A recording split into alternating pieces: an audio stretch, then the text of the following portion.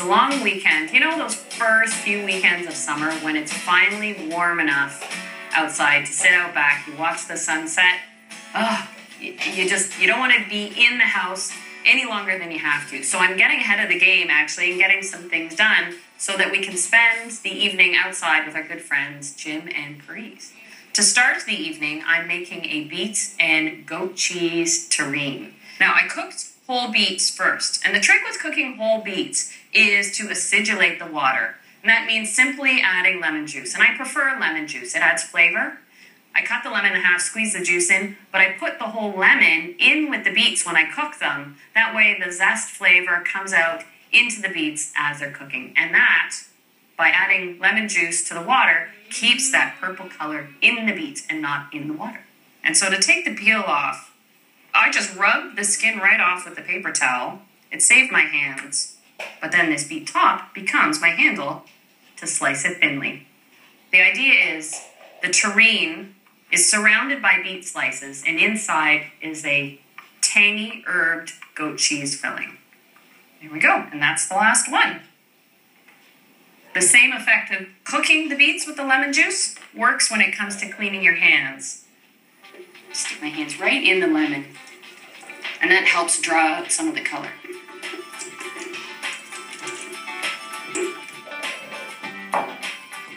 I've got room temperature goat cheese.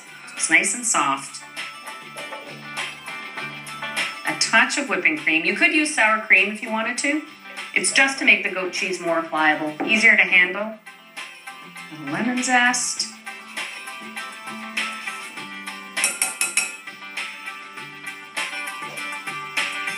And then for fresh herbs, mint and chives. I'm keeping it pretty simple.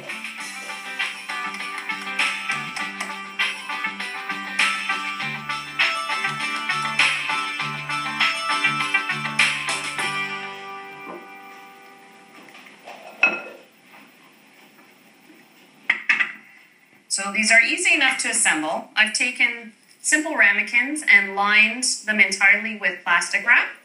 So that way I can turn them easily out onto the plate and unmold them. And I've got 2 cutters. Not all beets are grown exactly the same size. So I'm going to trim some of the beets just so I can fit them nicely in, one for each bottom.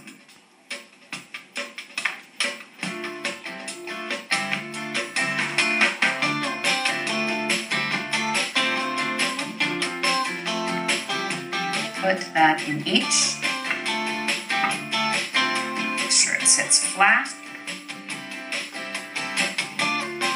And then, since beets don't grow square, I will trim off 2 flat sides, each beet slice, and put it on the side. And because of the moisture in the beet, it sticks quite easily to the plastic wrap. So it's easy to just line all the way around the sides. So the idea is a perfect beet parcel holding the goat cheese filling inside. And now, to spoon this nice fluffy goat cheese filling,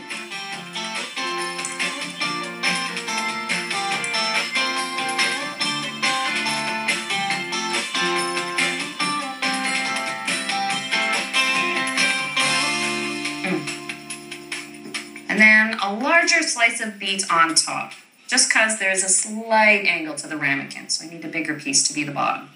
I don't want to see any of the goat cheese on the outside. I want it to be a complete surprise. And I'll simply cover these with the plastic. When it's time to unmold them, I'll unwrap them, turn them onto a plate, and then with a few simple greens, sliced cucumber, and maybe a chive garnish, 1 or 2, it'll be a lovely plate. I know it'll impress Parise and Jim.